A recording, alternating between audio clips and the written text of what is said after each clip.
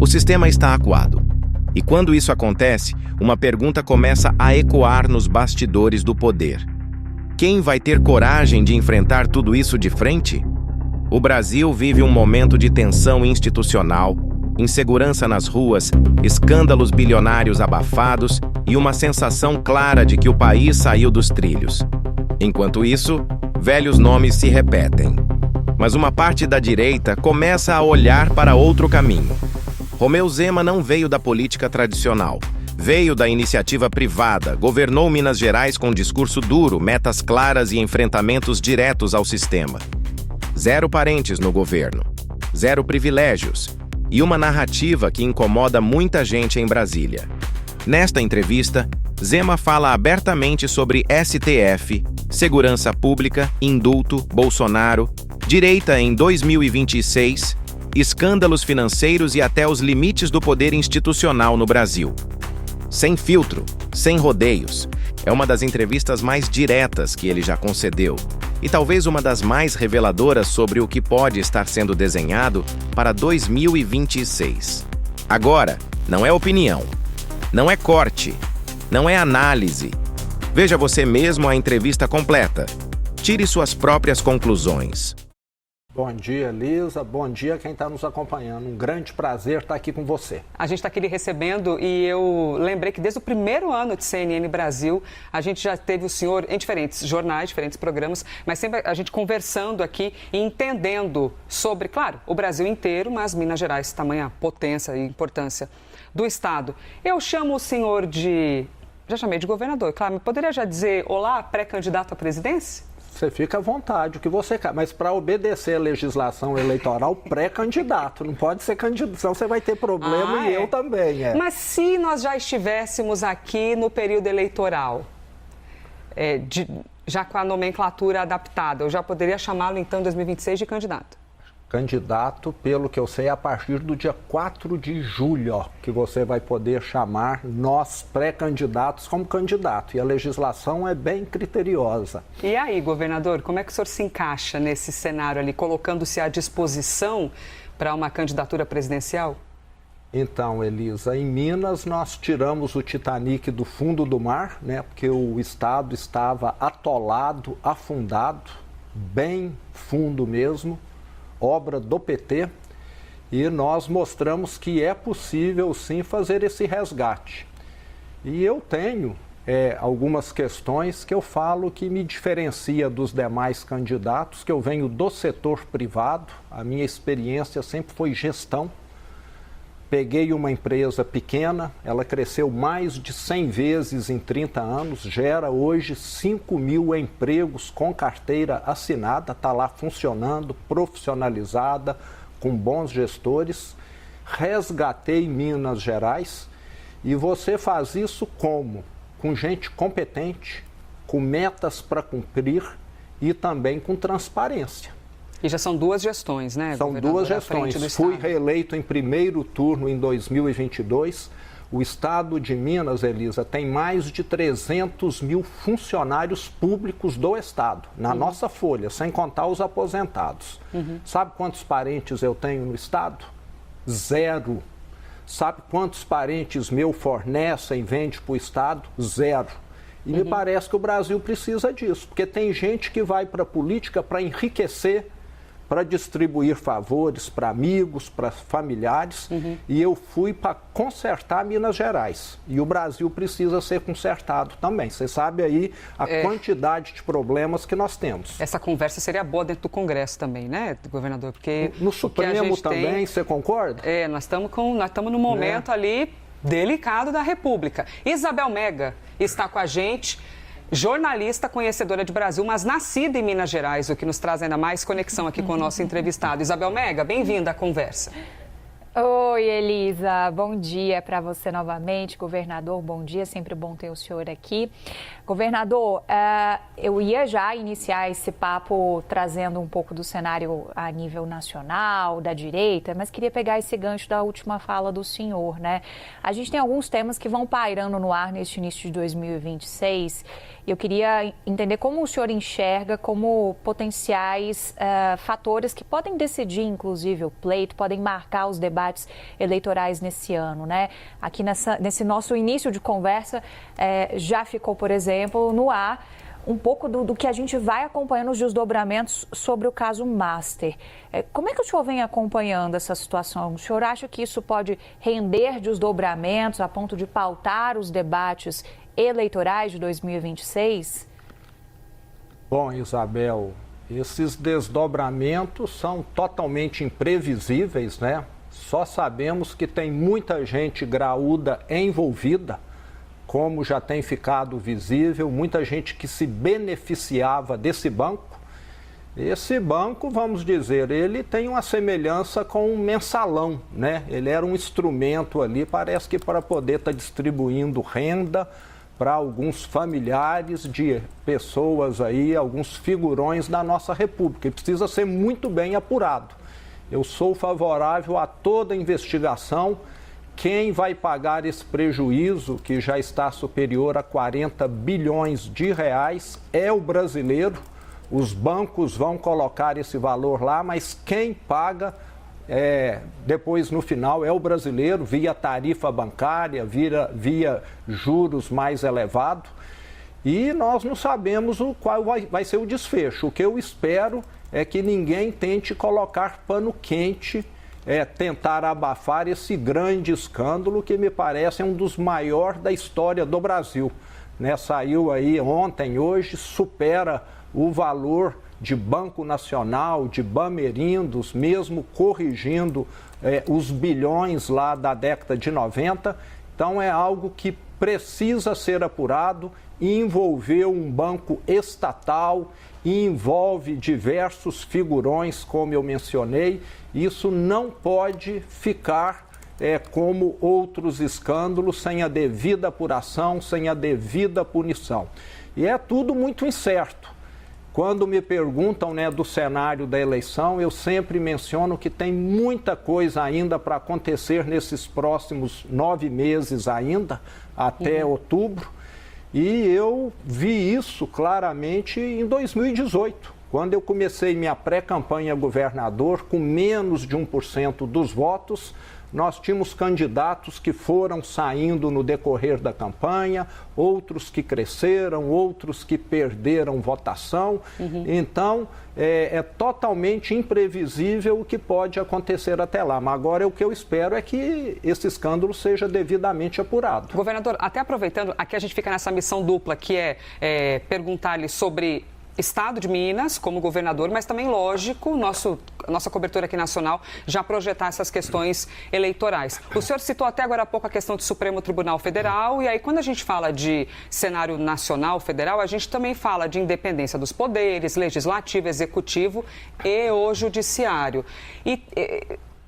Principalmente depois da chegada do movimento ainda mais conservador dentro do Congresso, tem havido cada vez mais ali a tentativa de impeachment de Supremo no Senado, impeachment de ministro e tudo mais. De que maneira o senhor observa esse cenário e a manutenção disso a depender do resultado da eleição em 2026? Bom, Elisa, no Brasil nós temos enfrentado esse problema que eu considero grave, que atrapalha muito o funcionamento das instituições, que é essa invasão de jurisdição, né? É como se eu morasse num condomínio junto com você e de vez em quando eu entro lá na sua cozinha para cozinhar, para pegar alguma coisa. Não está certo. E abre a geladeira sem perguntar. Exatamente. Então, nós precisamos no Brasil de delimitar muito bem. Um Supremo Tribunal começar a questionar a Polícia Federal, achar que a polícia não está devidamente equipada para fazer investigação, um Supremo Tribunal começar a duvidar que o Banco Central não sabe regulamentar o setor financeiro, ele pode até estar desconfiado, peça apuração. Agora, daqui a pouco, acho que nós podemos passar para o Supremo toda a fiscalização, toda a regulamentação. Lá eles têm o baú da verdade e da total sabedoria.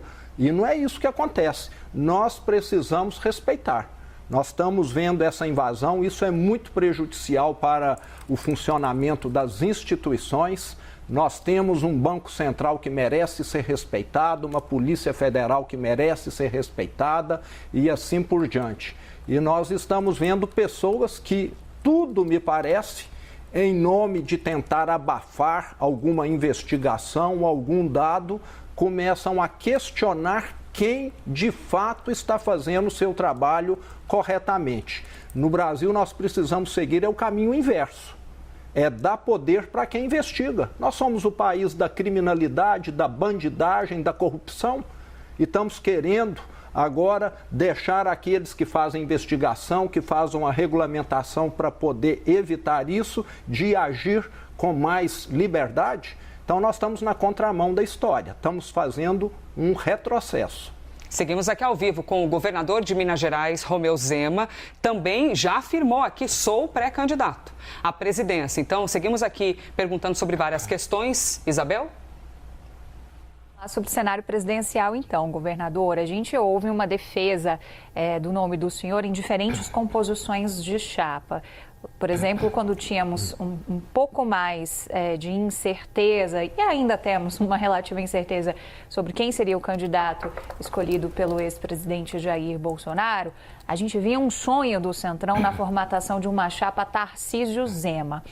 Eu queria propor uma espécie de ping-pong aqui com o senhor. Como é que o senhor avalia essas diferentes configurações de cenário? Zema Michele, Zema Flávio, Zema Tarcísio. Qual a avaliação individual que você faz de cada um desses cenários? Bom, primeiro eu fico extremamente honrado, lisonjeado do meu nome estar sendo lembrado, né? Quer seja para pré-candidato a presidente ou pré-candidato a vice.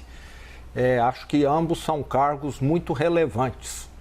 Mas o que eu posso dizer é o seguinte: eu levarei a minha pré-candidatura, a minha candidatura até o final. Isso vai contribuir em muito para nós elevarmos o debate.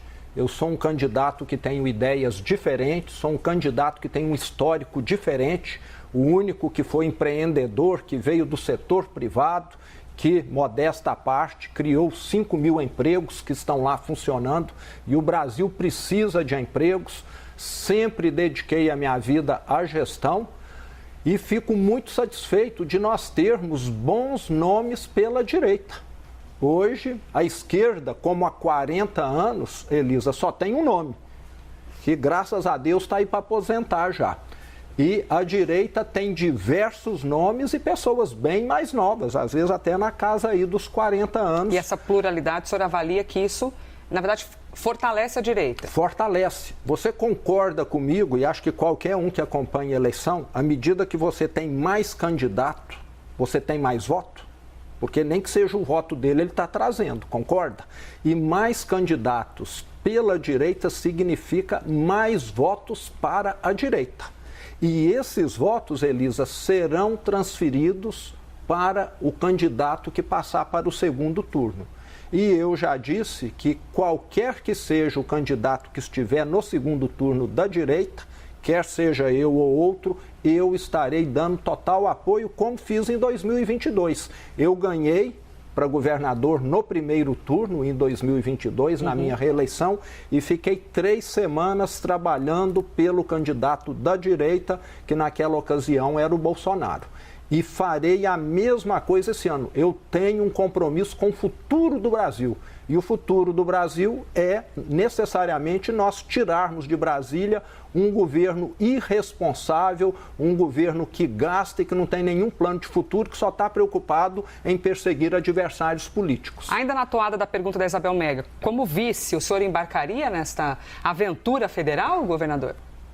Elisa, eu sempre liderei. Eu estive à frente da empresa há 30 anos, a empresa cresceu, foi bem sucedida. Estive à frente do estado de Minas 7 anos, que já completou agora, conseguimos resgatar.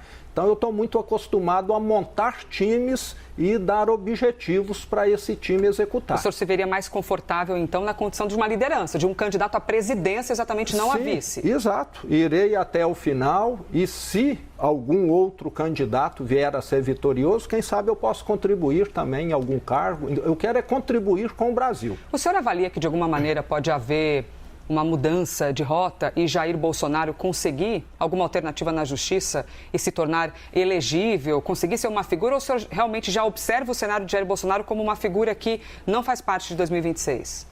Nós sabemos que o Brasil é um país onde tudo é possível, né? Até o passado se muda aqui. Então, existe sim essa possibilidade. Agora, eu acho isso até menos provável devido até ele ter sinalizado que o filho dele é o candidato ao qual ele estará dando apoio. Então, o senhor já entende que Flávio Bolsonaro já figura mais ali com um entendimento de sim, o candidato da família. Exatamente, inclusive com a própria anuência do pai.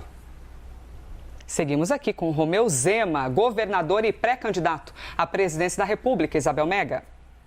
Governador, considerando um cenário em que o senhor seria eleito presidente, o senhor daria alguma espécie de indulto a Jair Bolsonaro? Isabel, imediatamente. Nós temos de lembrar aqui, tem muito brasileiro mais novo que não sabe que hoje foram anistiados, estão soltos aí, inclusive atuando na política, assaltantes de banco, sequestradores, assassinos que receberam anistia.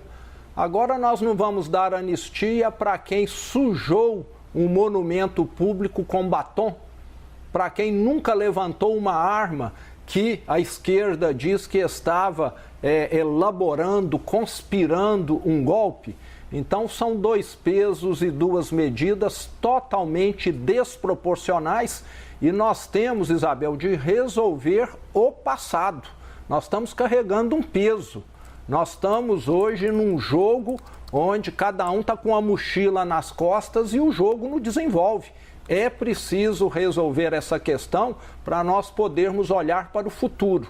E hoje nós temos um governo em Brasília revanchista e, como eu disse, que fica mais preocupado em perseguir seus opositores do que em governar o país. Mas também isso não é o jogo da política, governador? Essa coisa, eles se retroalimentam, você não interpreta assim? Um precisa do outro? Então, eu não sei se é porque eu venho de fora, Elisa, né? Lá em Minas eu tenho gente me criticando, me apedrejando. Você sabe o que eu faço?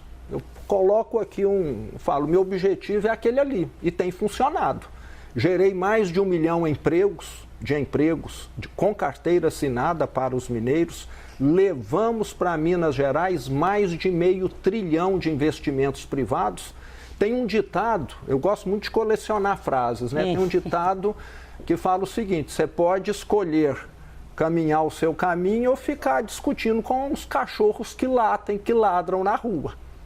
Quem que vai chegar primeiro, quem que vai caminhar mais rápido? Quem está caminhando, né? Parece que se você fica dando muito destaque, muito ouvido para esses ruídos, você esquece dos seus objetivos. Eu sei que a política tem esse ruído, tem essa coisa, mas parece que aqui no Brasil está em excesso. Parece que ninguém está gerenciando, está fazendo gestão, está preocupado só com o que o adversário está fazendo.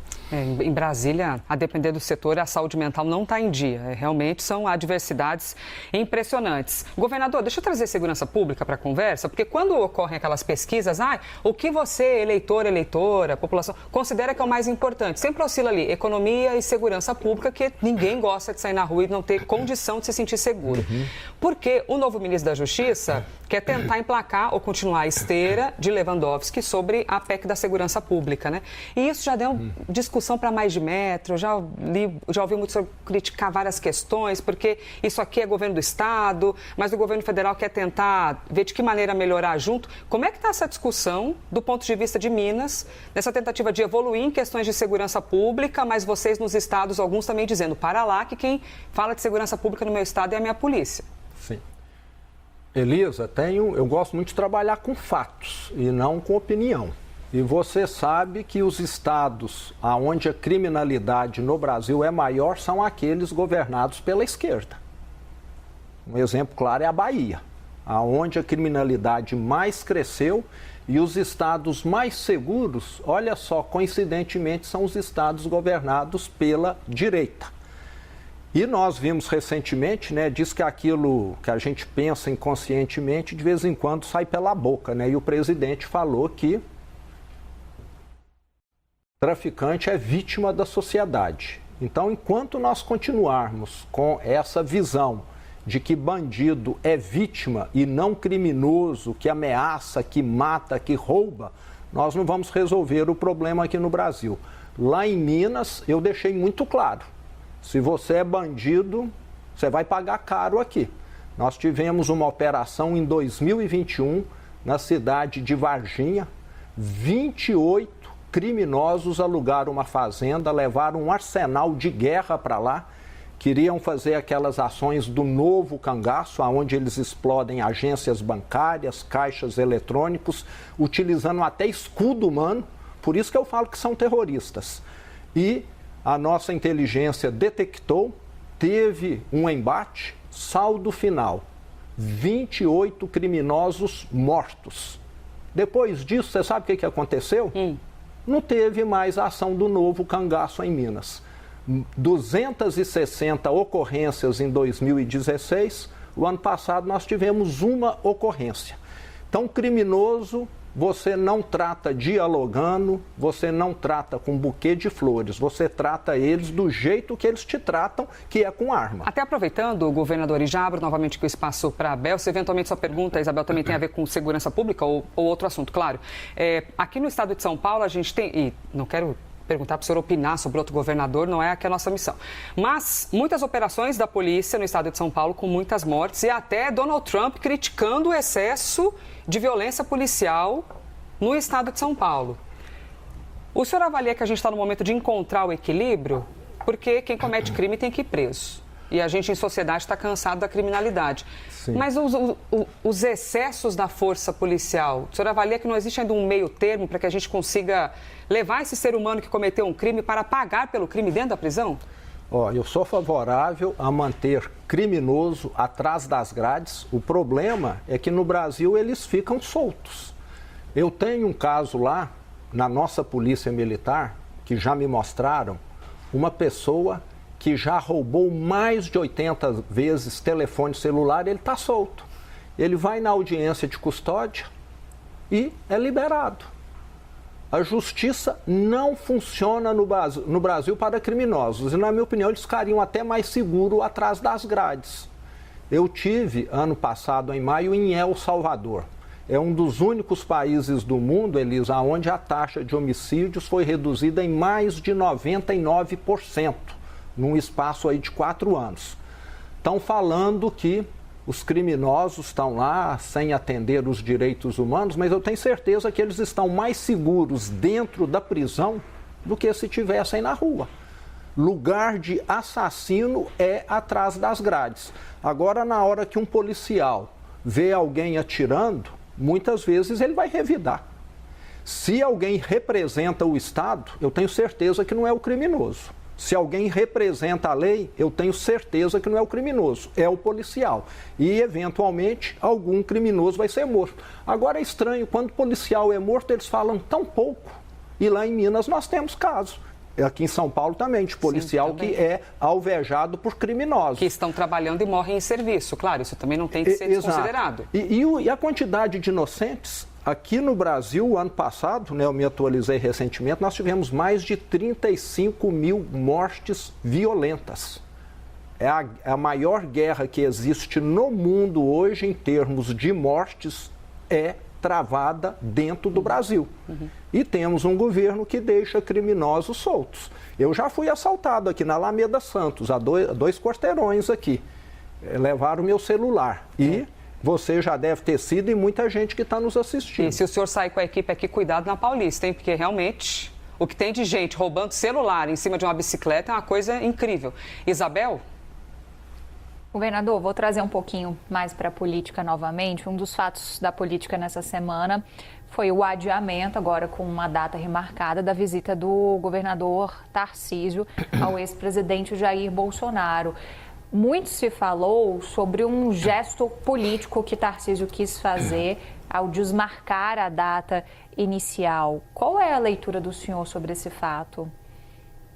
Bom, Isabel, eu admiro muito o trabalho do governador Tarcísio, sou próximo a ele e com certeza ele deve ter aí os seus motivos de adiar. Sei que ele tem as questões de agenda. ele é uma pessoa próxima do presidente Bolsonaro, sempre teve contato, foi ministro, mas é algo, para mim, que estou mais distante, difícil de avaliar. Mas eu, como governador, posso dizer que muitas vezes a agenda muda, você tem de atender algum compromisso imediato, alguma emergência, e ele indo lá, vejo que ele está cumprindo aí com o papel dele de governador, de pessoa que sempre foi muito próxima do ex-presidente. Governador, se o senhor fosse presidente da República já, neste momento, Donald Trump 2.0, né? Segunda gestão, tarifas, Groenlândia, e ele dizendo, esse hemisfério aqui é nosso. Como é que faz para equilibrar a nossa soberania de, com todo respeito, meu senhor presidente dos Estados Unidos, mas o Brasil, na verdade, é dos brasileiros e não do senhor. Como é que se age num momento como esse, ainda mais de Trump tentando ali anexar, pegar para si a Groenlândia? Bom, eu defendo a soberania de todos os países, sou contrário a qualquer tipo de interferência externa. Sei que temos países com problemas que às vezes até precisam de alguma ajuda para resolver a sua questão, que é gente passando fome, gente emigrando sem parar. Mas o presidente americano ele tem se notabilizado muitas vezes por declarações, né, meia inadequadas, meia que exageradas, né?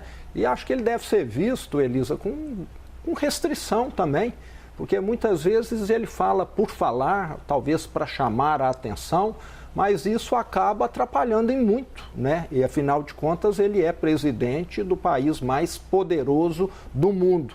E isso não tem contribuído para um maior diálogo, muito pelo contrário, tem contribuído para gerar tensionamento. Parece que a maneira dele de administrar, a qual eu não concordo, é essa. É de chegar meio que num lugar empurrando os outros e esse espaço é meu, e assim não é a melhor forma, né? Acho que ele está criando resistências e pode começar a enfrentar problemas com a Europa, com a China, porque acho que diálogo sempre cabe. E nós, mineiros, prezamos muito o diálogo.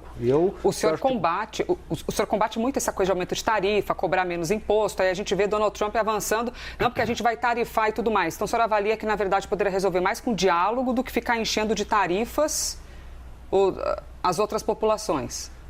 Com certeza. Ou então, se vai te tarifar, chame você e fale. Ô Elisa, eu vou precisar mudar as regras por causa disso, disso e disso. Agora, se você puder me atender nisso, nisso e nisso, nós vamos assentar e conversar de novo. Concorda? Acho que tudo é assim que a gente faz na nossa família, é assim que a gente faz numa empresa, é assim que a diplomacia entre países é feita. Agora, me parece que ele está querendo meio que empurrar, né, goela abaixo, alguma coisa que ele julga pessoalmente adequada para ele ou para o país dele. O autoritarismo nosso de cada dia. É importante ouvir o governador sobre isso, porque se coloca como pré-candidato, então, numa pré-candidatura que todo mundo pode ser um dia candidato e, eventualmente, vencer para a presidência, é importante que nós saibamos aqui quais haveriam de ser as posturas em relação a Donald Trump. Dúvida? Acabou-se o nosso tempo, temos... Isabel Mega. Então, vamos... Última pergunta, Bel.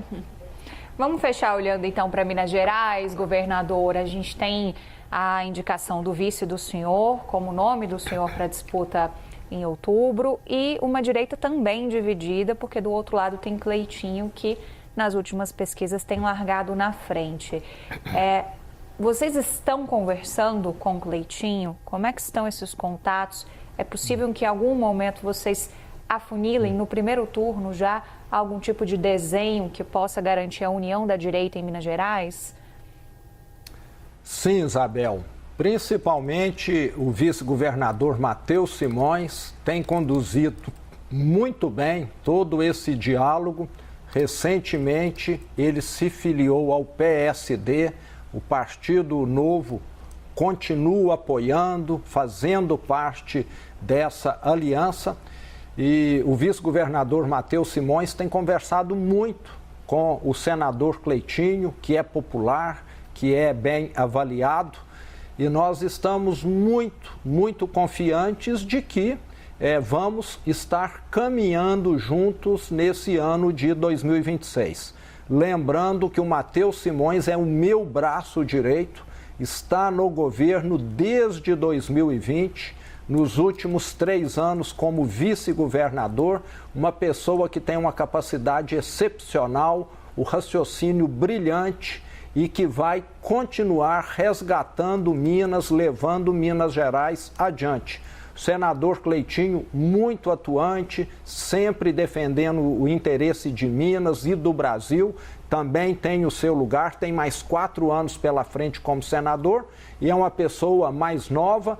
Então, em Minas, eu fico satisfeito de nós termos aí diversos talentos e pela direita e o Estado poder continuar com todo esse plano que nós colocamos para funcionar.